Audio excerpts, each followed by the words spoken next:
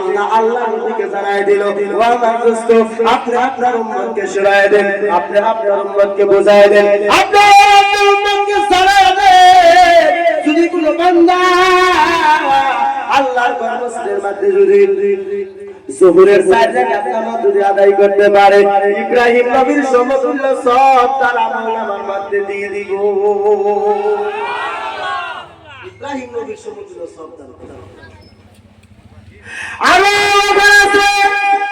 যদি কোনো বান্দা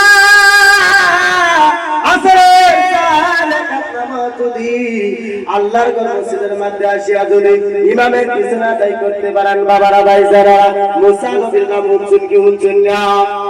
আওয়াজ করে হুনছুন কি হুনছুন না? আল্লাহ নবী মুসা নবী আলাপ করতো, বাবারা ভাইজারা।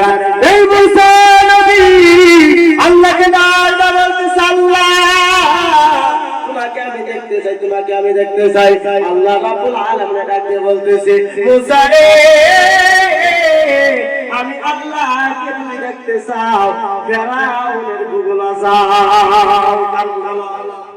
কার ভূগোলা? আরো জোরে কোন কার ভূগোলা? ফেরাউনের ভূগোলের মধ্যে যাও, বাবারা ভাইজারা। আল্লাহ পাক রব্বুল আলামিন মুসাকে কথা বলার পরে মুসা আলাইহিস সালাতু ওয়াস সালাম কি করলেন? ফেরাউনের ভূগোলের মধ্যে গেছে, গিয়ে তাকায় দেখে ফেরাউনের সিংহাসনের মধ্যে বসিয়া বসিয়া জিকির করতেছে, আনা রাব্বুকুমুল আ'লা, আনা রাব্বুকুমুল আ'লা। সুবহানাল্লাহ, নাউযুবিল্লাহ। ফেরাউন কি করতেছে? জিকির করতেছে।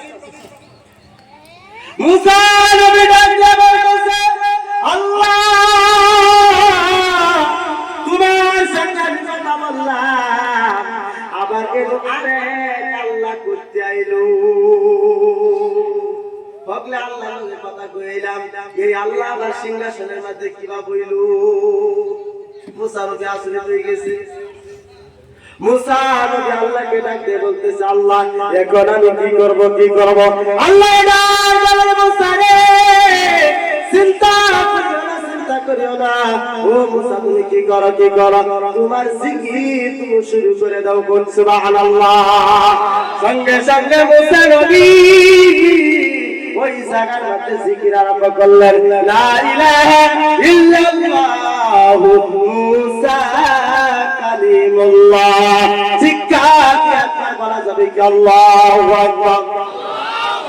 মুসা নবী জিকির করার পরে ফেরাউন রাগান্বিত হয়ে গেল, রাগ করতে গেল।